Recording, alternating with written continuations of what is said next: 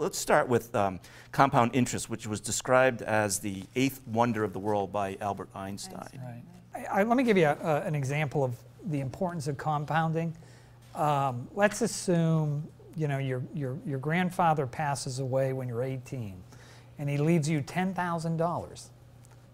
If you actually were to put that money away and you could double your money every decade, so double it every decade, that's a little bit more than 7% interest a year. If you could do that when you're 68 years old, how much money do you think you would have? So that's 5 decades. Any guesses? Somebody's got to have a guess. I'll pick somebody. You. I have no idea. No idea? It would be $320,000 if you double $10,000. So it's an increase of 32. That's the power of compound interest. So if you could magically get $30,000 or $35,000 and put it aside when you're 18, when you're 68, you're a millionaire. That's the power of compounding. It's the interest on your interest.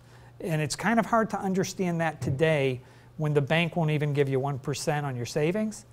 But if you invest for the long term in stocks and bonds and a nice diversified portfolio, you can get 7%. So talk a little bit about how inflation factors into what people need to know about investing and saving.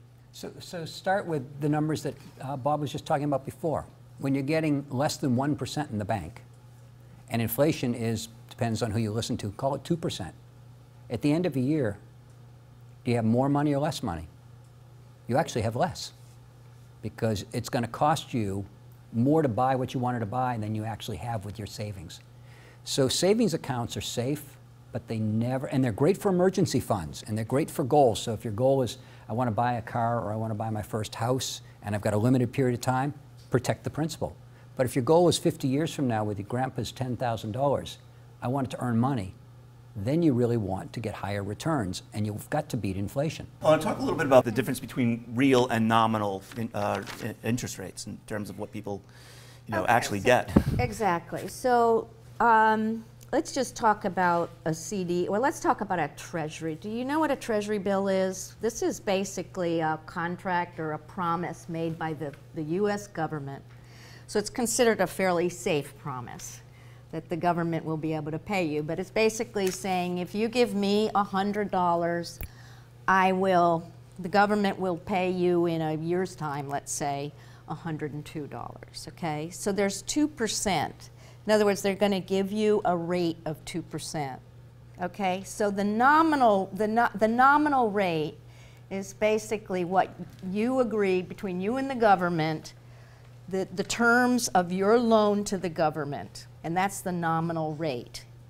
And embedded in that is some measure of expected inflation and then a little bit of real return. Because I do have to pay you, even in an inflation-free world. Let's say there's no inflation whatsoever. You're going to hand me $100. I can't just say, fine, I'll give you $100 in a year. I mean, would you take that bet? You got a whole year of not having $100. So I gotta put some real incentive in there. That real incentive is the real rate.